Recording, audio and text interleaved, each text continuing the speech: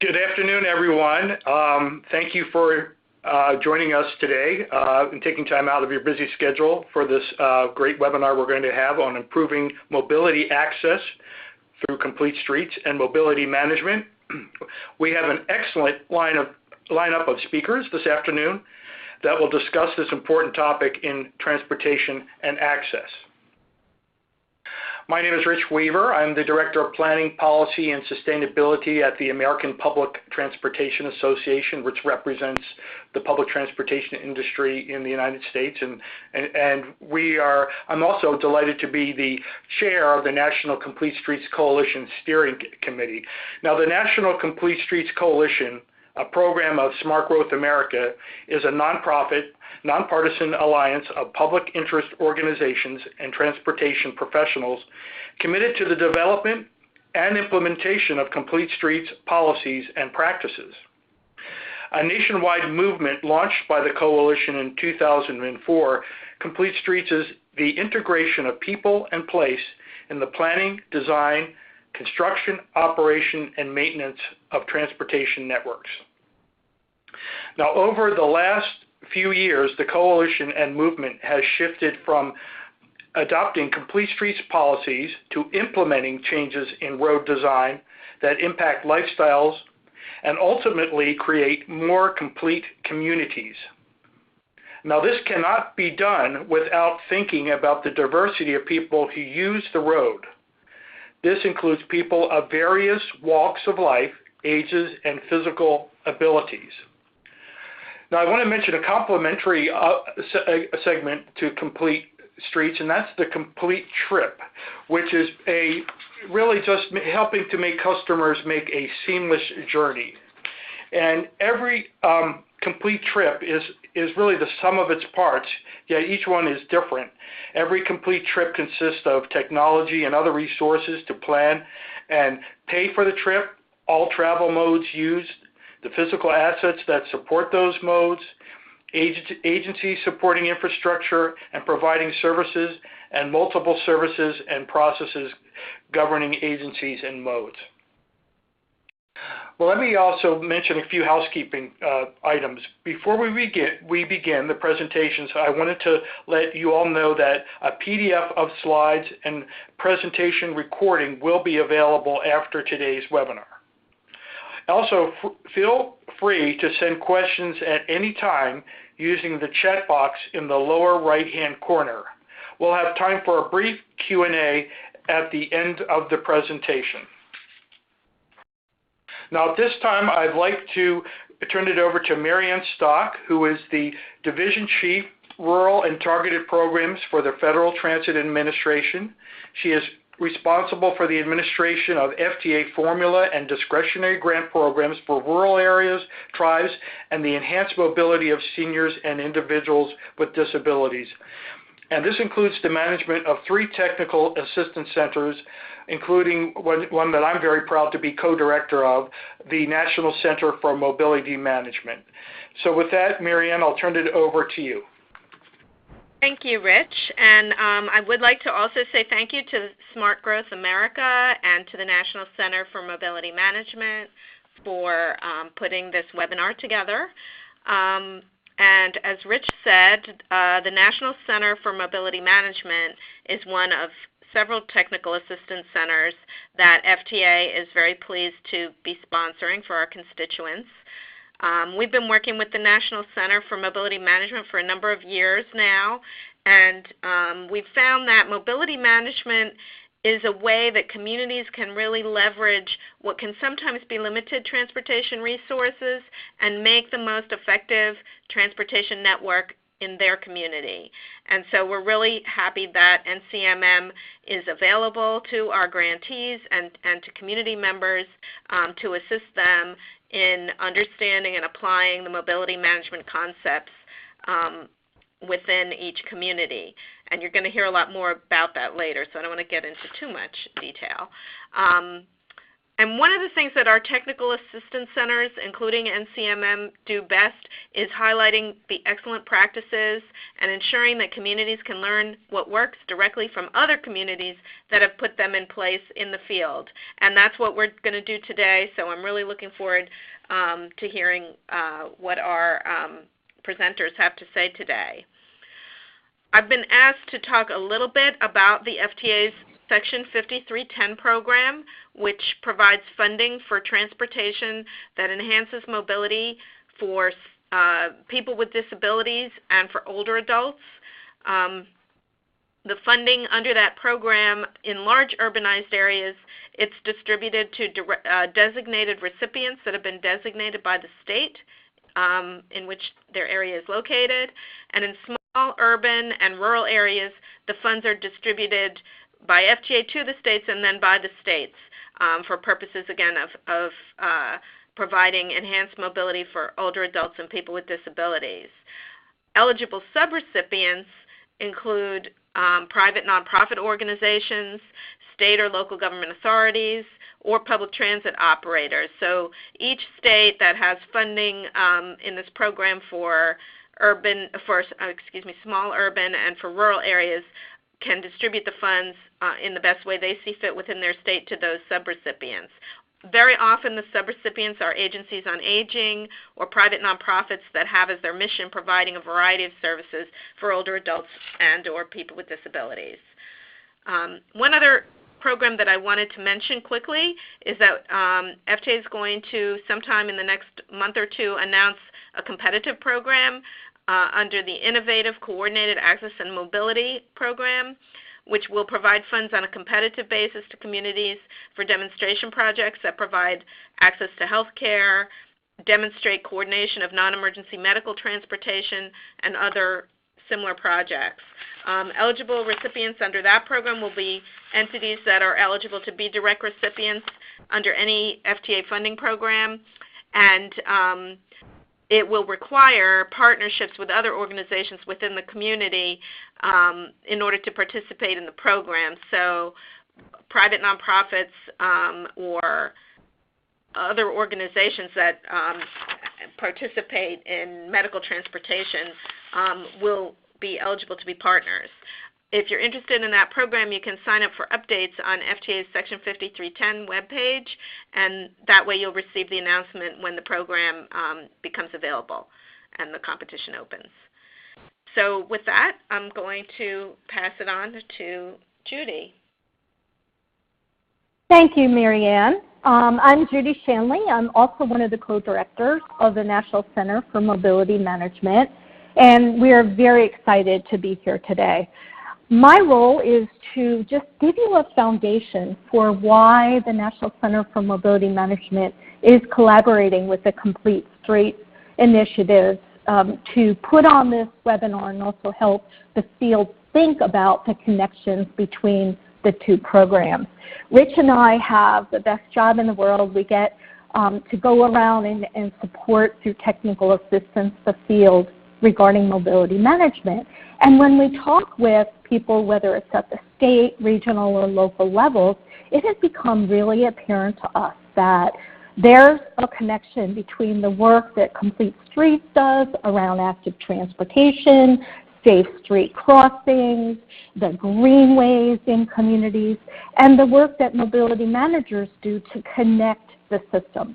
You can't talk about access to various transportation modes unless you're also talking about how people are getting there and ensuring that those ways are safe and reliable. So hence the development of this webinar, and we hope there'll be future opportunities to work together across our two audiences. I always think that there's always more to do, and in some respects, Complete Streets and mobility management are innovations.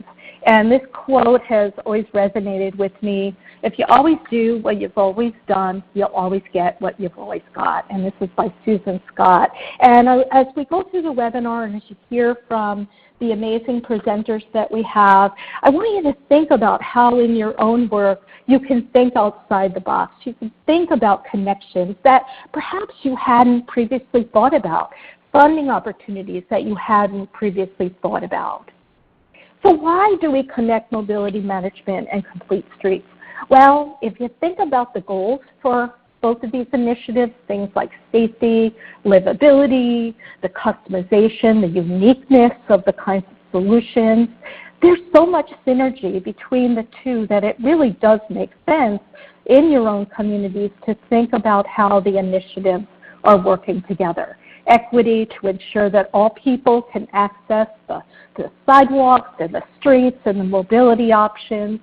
Also think about the healthy communities aspects, the active transportation aspects. We at the National Center for Mobility Management have been working with FTA and nationally on facilitating connections between health and transportation providers. Mary Ann referenced the competition that's going to be coming out shortly, which kind of provides support to communities to do that. But if you think about Complete Streets work, it's all about health. It's all about activity and equity and lifestyles. We focus a lot on social determinants of health, transportation being a catalyst to health. And I think in some ways Complete Streets is that same social determinant. We also are very keen on data-driven approaches, having quantitative and qualitative data drive the kinds of programs and strategies that are in communities.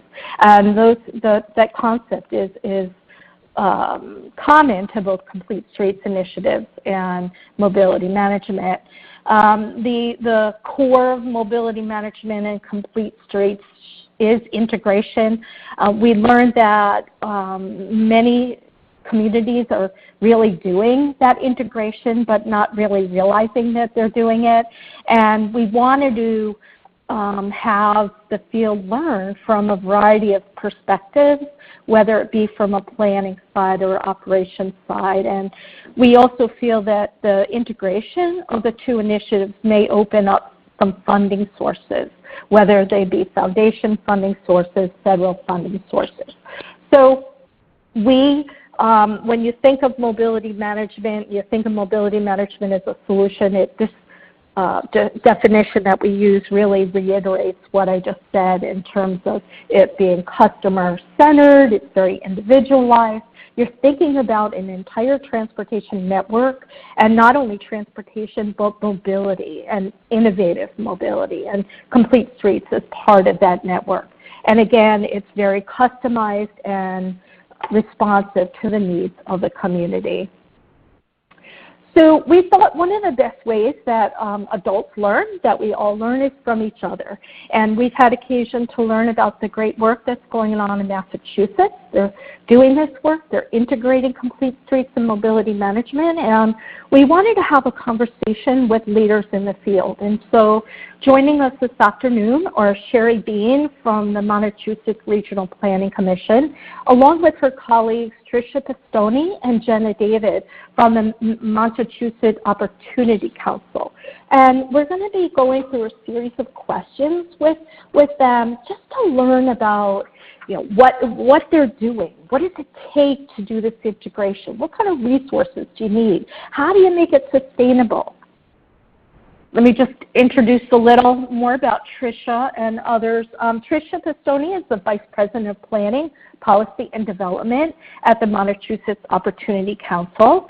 And she's joined by Jenna David, who is also at the Opportunity Council. She's the Environmental Programs Director. Included in the conversation will be Sherry Bean. Sherry is a principal planner with the Massachusetts Regional Planning Commission. And I hope that what you'll hear in this conversation is these individuals may represent different organizations, they may have different job titles, but their work really is to facilitate access and equity in their community by integrating Complete Street and mobility management. So we're going to ask them a series of questions. And I'll reiterate that we'll have time. We've built in time for questions and answers at the conclusion of the webinar. So please chat. You can put your questions as the speakers are speaking in the bottom left Q&A section, and we'll have our panelists address those afterwards.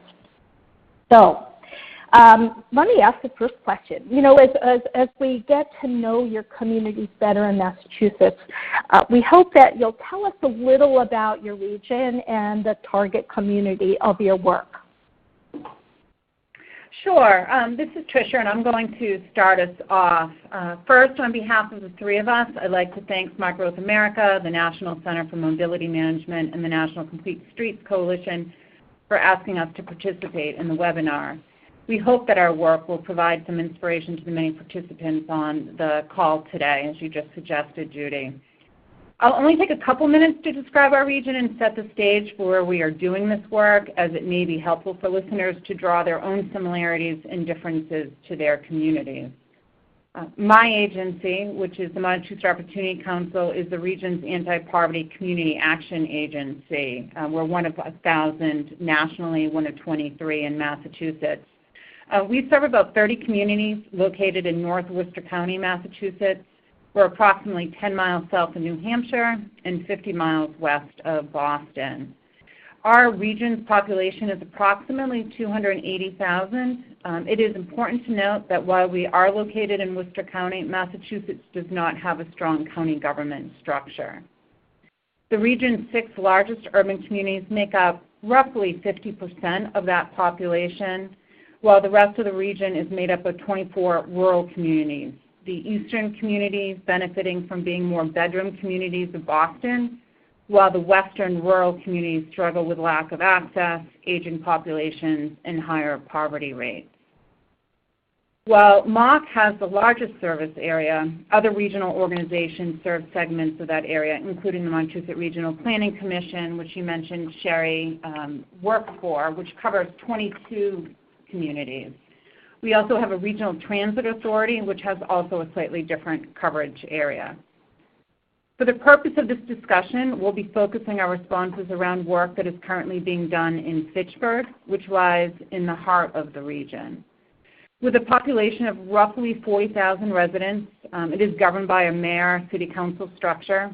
It's also home to Fitchburg State University, a residential state university campus, which has approximately 4,200 undergraduates. Fitchburg is the most diverse community in the region. The Latino population is nearly 2.5 times that of Worcester County and more than twice that of Massachusetts. Fitchburg's residents are struggling financially, with over 40% at or below 200% of the federal poverty level and almost 20% living in poverty. That's more than 1.5 times the percentage of the state average. We also see children and senior poverty statistics also significantly higher than the state average. As you can imagine, unemployment is higher and wages are lower relative to the state average, yet the cost of living in Fitchburg is high relative to other communities across the country. Regarding our geography, Fitchburg is approximately 28 square miles and is known for being one of the hilliest cities in the country. We like to say that we're second hilliest to San Francisco, whether that's true or not. But this topography contributes to access issues. Fitchburg is located on the MBTA Boston commuter rail line and has both a fixed and on-demand transit system. However, access to bus routes and limited hours of operation also impact mobility. These access issues create additional burdens on our low-income families as well as seniors and have broad implications on emotional and physical well-being. As you were mentioning earlier, social determinants and health outcomes. As a result, Fitchburg has higher rates of suicide, asthma, diabetes, heart failure, and hypertension than the state average. Thank you for that really rich picture. I feel like we're there in your county and in your community, and you can call yourself the second hilliest community in the nation. You know, one of the things that when we first reached out to you and started a discussion about how you're doing this work, you talked about the data and the research that you use to guide your decisions and guide the strategies that you've implemented. You referenced some of that data in your description of your community, but would you please elaborate on what data has been important to you and what continues to guide your work? Sure, this is Sherry. As was mentioned in an earlier slide, mobility management is an approach to designing and delivering transportation services that start and end with the customer. Prior to design and delivery, data collection and analysis needs to be completed. Looking at the built environment as well as transit operations, type of data includes census data, state health data, school enrollment data, transit route information, walk audits, and crash data. Massachusetts actually has an app for communities that they can use. It's called See, Click, Fix for potholes and other road-related issues. This data can be used for planning purposes. Focus groups and public meetings, especially with users, are also very useful. Many partners collect this work in varying degrees, from the city data to regional planning organization, transit authority, and community action agencies. One example of this would be this past year, MRPC created a sidewalk inventory that focused on the major bus routes of the local transit authority. This project focused on the area within a quarter mile of the bus route. We mapped the bus routes within a quarter-mile buffer around them, and this buffer was the realistic distance that someone might walk to the bus line. We then mapped all the major points of interest, such as shopping plazas, schools, major employers, medical facilities, to see if the bus route met the needs of these key locations. And luckily, we found that most of them fell within the mapped route. Next, we inventoried the sidewalks and overlaid them, elderly and disabled population census block group data.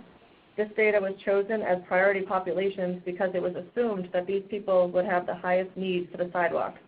We prioritized areas for improvements based on the sidewalk conditions, special populations, bus ridership, and areas near major facilities.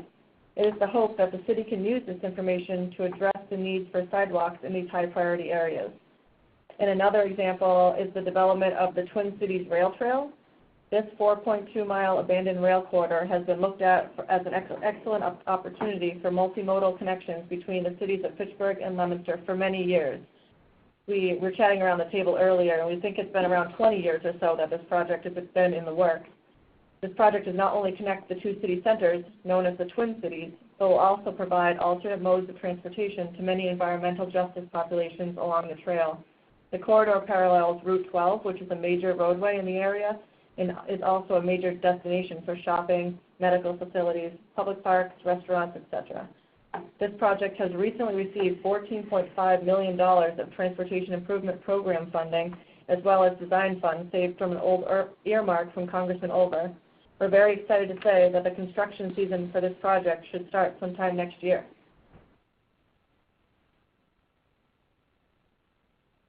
Wow. I love the sidewalk mapping that you've shown us. I think it really demonstrates the convergence of the perspective of complete streets and mobility management. And I actually think it's a really good exercise for communities to undertake. And you've really talked to us about multi-level data that's important to help paint a picture of and a profile of what the community is about. So thank you for that, Sherry. And Tricia, I just have to tell you, someone in the chat box has said that Yonkers is the second hilliest city next to San Francisco. And so, maybe you could be the third hilliest city. We'll have to validate. We'll have to get some data and validate that. But thank you. Thank you for highlighting the importance of data and research to support this work. We also know that there are built environments and infrastructure strategies that work, that you in your experience have found to be effective in carrying out this work. And I'd like to address some of those particular strategies that you're using. Sure. This is Tricia again. As was described earlier regarding complete streets, it really refers to a set of design features that support safe roads for people of all ages and abilities. And I think one of the questions that was in the chat box is, what is the definition of a complete street? And I think what we've really all come to learn is that not every complete street is the same. There's no one size that fits all. Here in Massachusetts, beginning in about 2016, Massachusetts created a robust complete streets program as a result of a concerted effort by the Baker-Polito administration and Mass Department of Transportation. Through the program, a municipality was eligible for up to, or is eligible up to $50,000 for technical assistance and up to $400,000 for construction funding. As of today, 188 municipalities statewide have registered to participate. 146 cities and towns have approved complete streets policies, and 90 have approved prioritization plans. Of those, 68 complete street projects have been approved statewide over the past 2 years, which totals approximately $18 million in investment. Here in Fitchburg in 2016, we approved our complete streets policy, really using feedback from community members and organizations, including the Transit Authority, Disability Commission, seniors, and other interested residents. This also included walk audits and park audits that were conducted with a lens on ADA requirements and the interconnection with transit and bus stops. It really was led by community input, and Fitchburg was then able to apply for and receive funding to support a complete streets prioritization planning process that led to a final submission in the summer of 2017, just last year. This plan included almost 40 projects that were ranked really in order by safety, ADA accessibility, pedestrian bicycle mobility, transit access, and vehicle freight operations. Most, if not all of those rankings really fit into the earlier slide, Judy, that I think you put up, of making sure the built environment supports an integrated mobility service as a system. It's also important to note that our agency, Montechusett Opportunity Council's involvement in the work was to advocate for projects that tied to creating a healthy community, that we need to be addressing access, population health priorities, and social determinants of health in these projects. The majority of the projects were focused in the downtown area of Fitchburg as priority to creating hubs and connections between these projects, where there is a number of other modes of transit, including the intermodal center, the bike path that Sherry mentioned. It's also where the main bus line is located, as you can imagine, as well as a pilot effort to reduce the lanes of traffic on Main Street to increase pedestrian walkability. The area also has some of the densest population with high poverty statistics, high numbers of seniors and college students, while also housing some of the city's greatest assets, including the Senior Center, Public Library, and City Hall.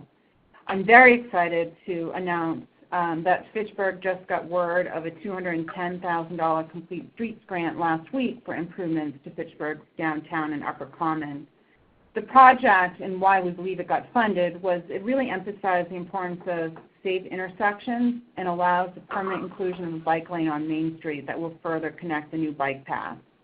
It's also important to note that other community development activities, including 3 large building restoration projects totaling close to $100 million, are also located within that area. Sherry, would you like to just take a minute to talk about the Safe Routes to School program? Sure. So like Complete Streets, MassDOT has also focused on Safe Routes to School under the umbrella of Green Dot. Green Dot is the Massachusetts Department of Transportation's sustainability initiative and serves as the framework for embedding the sustainability principles into MassDOT's core business practices.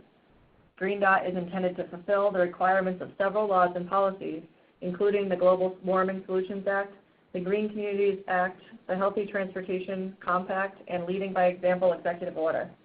MRPC began to work with some of our target communities to engage them in the Safe Routes to School program. The city of Fitchburg was considered a high priority area due to its high population and community-focused school settings.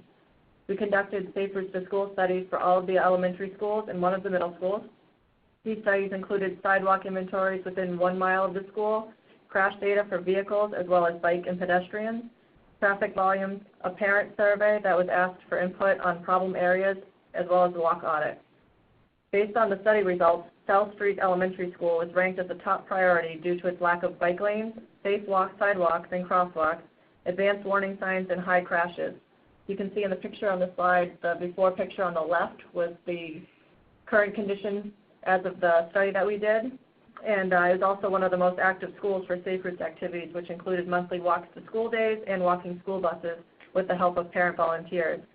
It was because of this that the city applied and was awarded just under $1.2 million in Safe Routes to School funding for a construction project at this location that involved new sidewalks, bike lanes, advanced warning signs, and an update to a nearby intersection, which is shown on the picture on the right. It's just looking the opposite direction.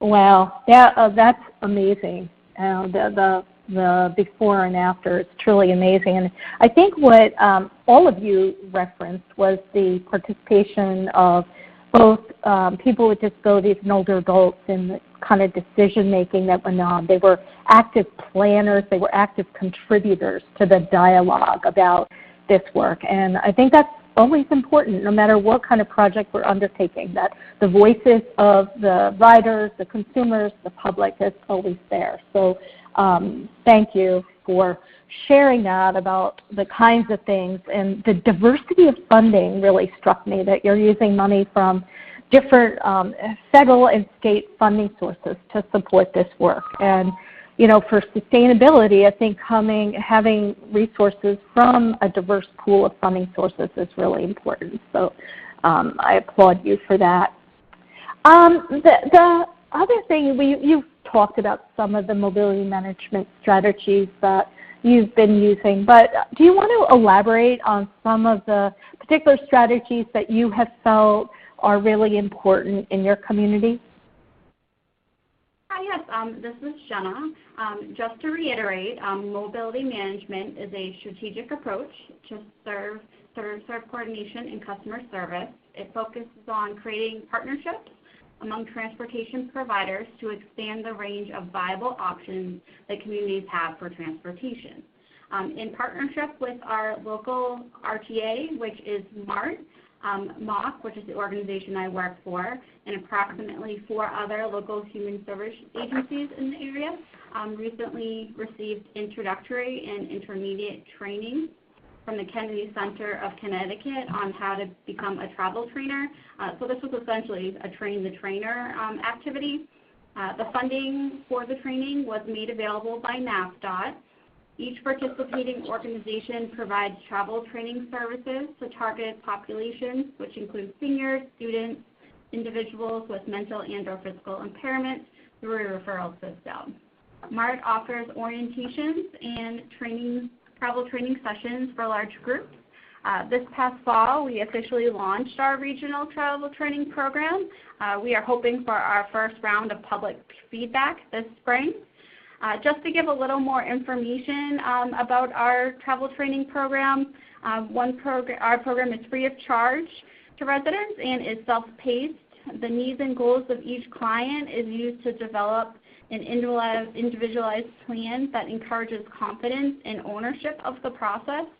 Travel training teaches people how to safely and independently get to and use the bus system.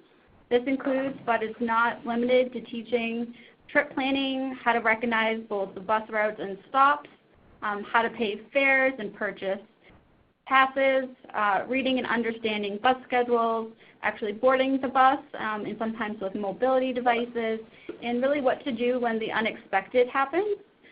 Travel destinations are really the trainee's choice and can include locations such as work, school, medical appointments, and recreational sites. So I personally went through this travel training program not too long ago. There was a few things that I wanted to mention that really kind of stood out to me through this process. The first being, as a resident of Fitchburg lifelong, my own lack of knowledge about the different services that our local RTA offers. Second was really the realization that both streets and even some sidewalks aren't designed with mobility in mind. So looking at things like the width of streets, seeing telephone poles built into the middle of a sidewalk, missing curb cuts. In my mind, this really reinforced the importance and need for complete streets in our community. Lastly, something to think about is really transportation is access, but the access is really connected to somebody's health and overall well-being. It's connecting them to work. It could be health, food, and also it's an opportunity for socialization, something that we often don't talk about. In addition to travel training, our Regional Coordinating Council, which operates under our RTA, which again is MART, is in the process of filming videos in English and Spanish that will show potential riders how to use the bus system. This effort is also supported by the recent installation of bilingual signage in several of the bus shelters. Having linguistically and culturally appropriate signage, maps, and videos shows how we are making the bus system more accessible to limited English speakers. For mobility management in our region, MOC has really served as a student advocate and connector. In our work, we have found that there are many different entities throughout the region working on different transit and active transportation projects. MOC has fortunately been in a unique position where we have been able to sit at many different tables and be able to kind of glean and also share information that has resulted in what I think is improved coordination. Well, thank you. Thank you, Jenna. I think, you're sitting at the table as a travel trainer and all your experience on the street and helping people to navigate streets is a really important informational piece for the Complete Streets Initiative. And you mentioned, you quoted something, I don't even know if you heard yourself say, but you said something like mobility in mind. So as we're planning streets, as we're planning design in communities, mobility in mind is really critical. So thank you for that. One of the things that we're interested in really the big picture and how do all these initiatives that you've talked about, all the research, all the data that you've culled, all the implementation, the funding and projects that you've implemented, how do all of these strategies connect so that people can have better access in the community, so there is improved mobility in the community? How do they all work together to ensure that Fitchburg and your community is more accessible and facilitates mobility? Thanks, Judy. This is Tricia again. Sometimes it can feel like we're cat herders, constantly herding cats, to think about how all this interconnects. But here in Fitchburg, I think we've been doing a lot of work around really a mind shift change. It really goes back to sharing a common vision of creating a healthy community for all residents. Once that vision is broadly shared, and that's an ongoing effort, it's then identifying those customized goals relating to safety, livability, equity, and accessibility, and aligning to all the work being done, from transit to road infrastructure to housing development and zoning. I will borrow the term complete streets complete trips that Rich referenced earlier. We need to think about the trip from the moment you leave your door to when you arrive at your destination. I think this is also where the use of data can be most significant, allows connections to be made that otherwise may be overlooked. The role of data in identifying where your pockets of vulnerable populations live and how data and GIS mapping can be used to demonstrate equitable distribution of funds and projects. I also say, as I mentioned, Fitchburg is 28 square miles. We have a lot of roads. There's a lot of complete streets projects that need to be completed. So this work is an evolution, and to some extent I feel like we're still at the infancy, but we are putting the right tools in place and hopefully having the right people at the table. An example of that was actually in September of last year. Fitchburg enjoyed a visit from Smart Growth America as part of an EPA Rebuilding Downtown Technical Assistance workshop that built on complete streets principles as we look to revitalize the economic vitality of our downtown.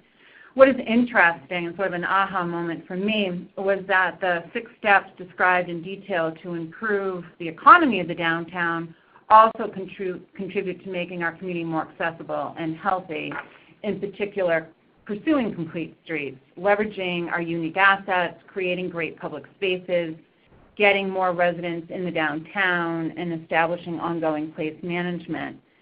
Currently, we're looking to see how to leverage placemaking as a tool to increase pedestrians in the downtown, from implementing better wayfinding to increasing seating and bus shelters along Main Street. We're also looking to connect placemaking to arts and culture, how we can make Main Street a destination location where people want to linger, building on all these elements. We'll be holding a charrette actually with residents, public artists, and landscape architects early this spring. But I can't emphasize that the interconnection between the built environment and mobility is significant.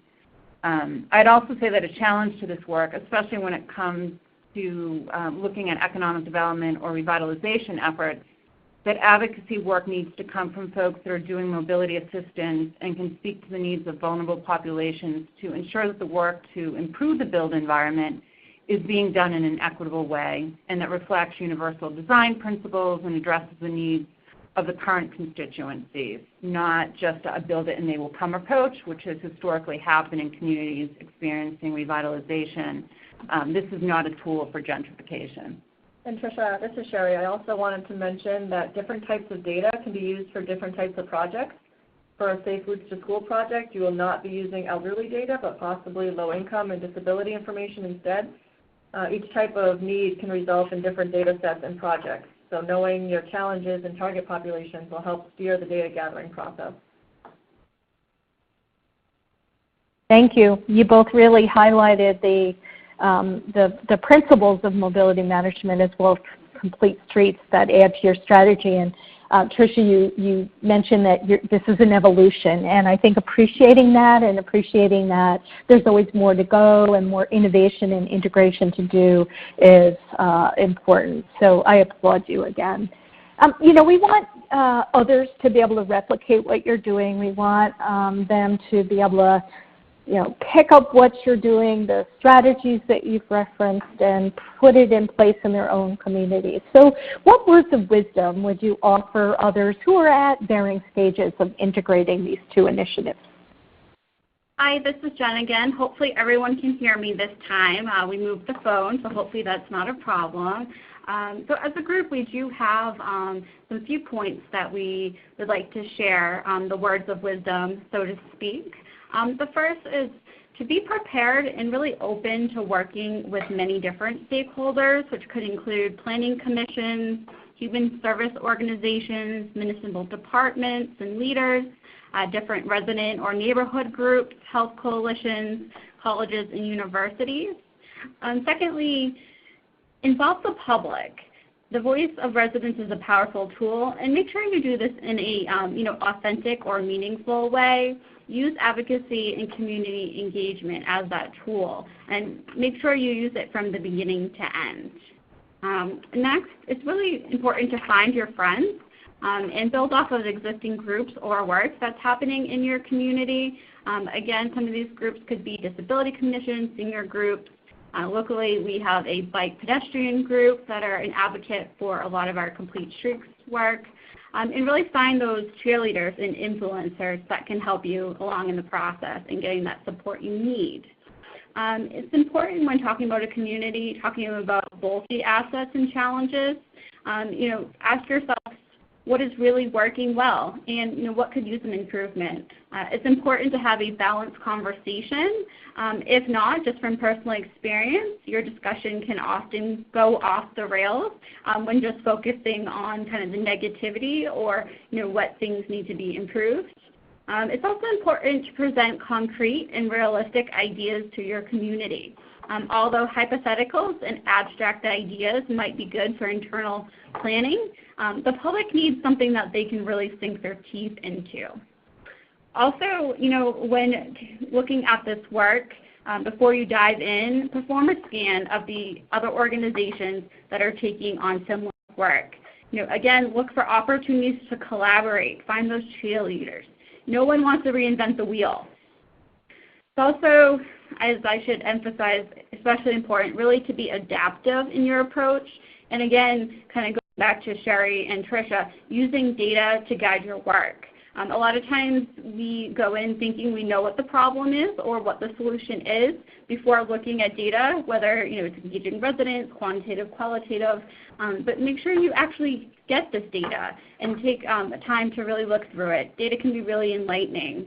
This is especially important when looking at equitable distribution of resources. And this is Tricia, and just in our final moment here, I'd just like to add maybe a couple examples. First, regarding funding, We know that transit and infrastructure costs are expensive and typically are connected to limited state and federal funds.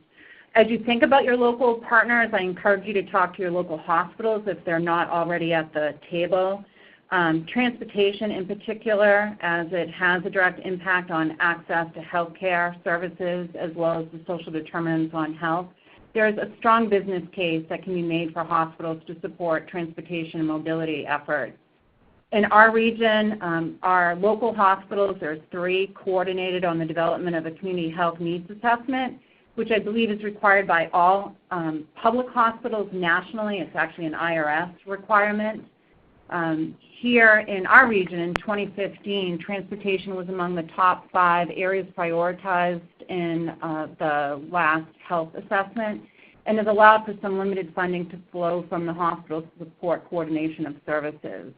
There was also, as a result of that report, a committee that came together of nonprofit, community, transit, and healthcare organizations that have developed a rider survey, developed a resource guide of area transit options, and are currently identifying strategies that could be successfully rolled out both in rural and urban communities. The second example I would just say is the importance of engaging residents. In downtown Fitchburg, we have a neighborhood with high levels of concentrated poverty. While many of the streets in the neighborhoods are arterial roads to Main Street, they lack or have substandard sidewalks in addition to limited curb cuts, wayfinding, speed limits, etc.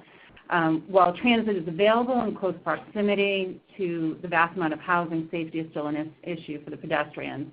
So those residents actually in the neighborhood got together with some help from the community, organizing nonprofit organization to advocate for road, sidewalk, and speed improvements. They met with the local police chief, DPW, mayor, and jointly submitted an application for $43,000 in community development block grant funds. And now they're moving on to advocate for those funds to the city council. So while that's an infrastructure project, the importance of this project to mobility and transit is significant. Thank you. Thank you both. I think that finding opportunities to connect people who otherwise wouldn't connect, like a community health plan, is really important. So thanks for those examples. We're going to move on to questions and answers, but I just want to share with you, you'll get these slides afterwards, but I want to share with you some resources that both the Massachusetts team has put together as well as the NCMM team and Smart Growth America team have shared. So here on this slide are the resources specific to Massachusetts and Smart Growth America, where you can find particular details, other examples of how this works is in place. Here's our contact information from Massachusetts, and Sherry, Tricia, and Jenna have graciously all agreed that they can be contacted. If we don't get to your questions, that they're available after to answer any questions. So we've provided their email contact information. You probably have learned about our center, but again, we're a National Technical Assistance Center, and our work focuses on helping communities build mobility management systems and develop mobility managers so that the mobility options in the community are coordinated. And we were launched in 2013. We're in our 5th year. There's 3 partners. So it's Easter Seals, which is my organization, Rich's organization, which is the American Public Transportation Association, and another transit membership organization, the Community Transportation Association of America, and we are funded by the Federal Transit Administration. So thank you, Marianne. We provide technical assistance. We've got a really robust website. We have webinars and trainings. We develop products, and all our material is free. We're a National Technical Assistance Center, so I hope you'll take advantage of our services. We've got regional liaisons, and those are staff from across our 3 organizations who are able to provide direct technical assistance in your community, and I've included the email and telephone contacts for all those people. Marianne mentioned some Rides to Wellness and innovative coordinated access and mobility resources. I think involving healthcare professionals, public health professionals, community health plan is an important ally in all this work, so we've provided some resources to there. There are some other funding sources that maybe you hadn't thought about included on this next slide. Just to show you an example of other federal agencies whose funding sources can be used as match in some of these initiatives, and you'll never know unless you ask the question about whether these resources could be used for funding match. So think about other federal agencies and state agencies, as you heard on this webinar. Here are some of the other National Technical Assistance Centers that are, again, available free. They produce many of the similar kinds of products and have webinars and provide technical assistance. So at this point, Rich and Nima Talai have been kind of calling over the chat and the question and answer, and we'll be able to address some of those now. So, Rich, are there questions? Sure. We did get a couple of questions. We're probably not going to have time to get to all of them, but we will certainly do a little bit of a question and answer and try to answer those in the posting of when we post the webinar information on the website. But one of the questions that does come up a lot, and this is an important one, is a question on federal funding. Federal funding was mentioned, and Marianne, if you're still there on 53, I believe the 5310 program was mentioned, and you may want to just elaborate on that a little bit. That's and its use for helping with access. Sure. The Section 5310 program, as I did mention in the beginning, it's for the purpose of providing funds for enhanced mobility for older adults and people with disabilities. Those funds can be used for purchasing vehicles that are accessible. They can be used for all different ways of implementing mobility options. Voucher programs is a popular one. Vehicle purchases that can be used for capital investments, things like curb cuts if it relates to public transit, all kinds of different ways of enhancing mobility.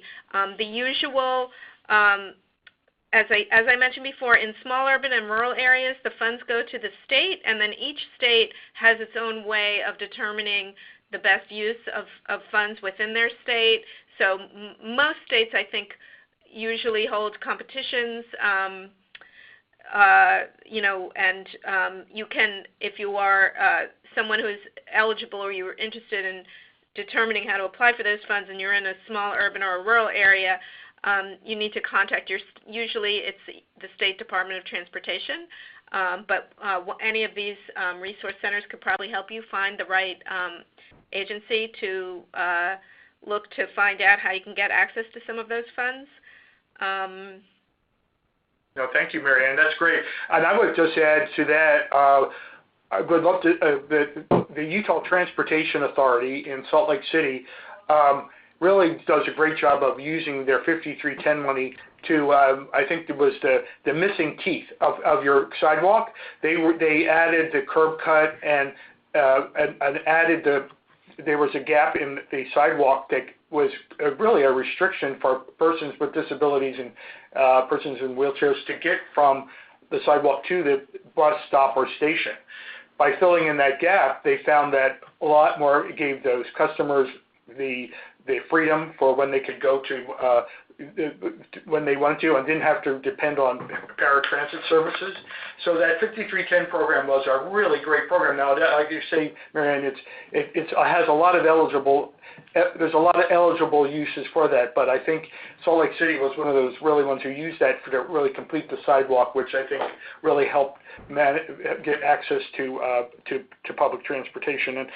And we did get a question also on streets with shared use paths instead of separate sidewalks and dedicated bike lanes. Are they still considered a complete street? I mean, if the shared use path is as obstacles and mud, and I think it would not be considered one of our prime examples. I mean, we do say that there's a lot of flexibility. I mean, we do think of complete streets policies provide a lot of flexibility to transportation professionals and give them room to be creative in developing solutions that promote accessible transit. And And we note that the designers should think about important details at intersections. So intersections and sidewalks are maybe one of those key items that help make a complete street complete. The intersections like audible or tactile signals for blind pedestrians, smooth obstacle-free sidewalk, and ample space to wait and board safely at transit stops. So there's a lot of flexibility in how you look at complete streets, and I know the National Complete Streets Coalition website does have a lot of good information on this practice. We did get a question on, I think this is for our friends in Fitchburg, what disabilities were represented in Fitchburg? And I guess I'm thinking that it was like the different kinds of persons with disabilities were engaged in the decision making. I'm guessing that's the question. That's what the person was asking. Sure, I can maybe jump in here, and one of my colleagues can add. I mean, I don't have, in terms of our disability population, I don't have that in front of us, but we did try to engage as many sectors of the population as possible, and one of the most involved was the Disability Commission.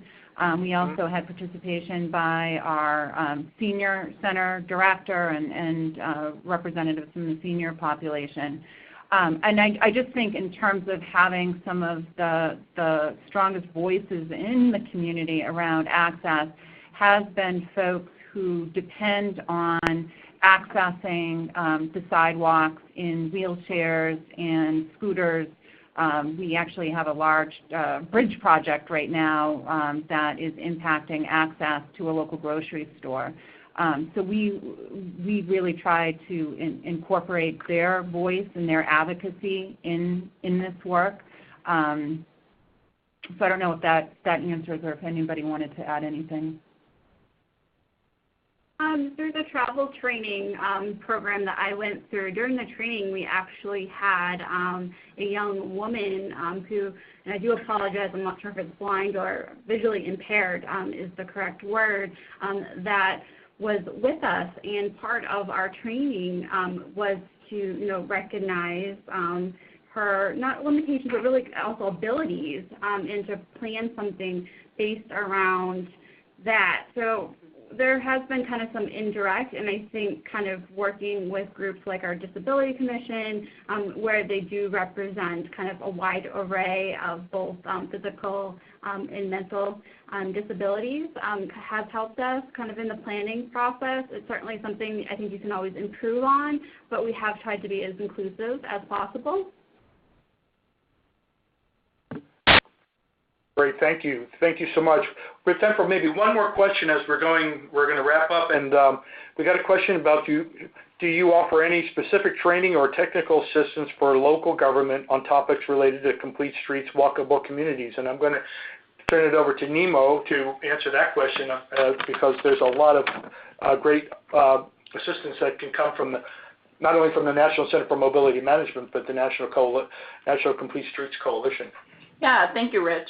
Yes, we do offer training and technical assistance on a case-by-case basis. I would definitely recommend reaching out through our website and seeing what may fit your specific community and how we can come to you and either do 1-day to 2-day workshops depending on your needs.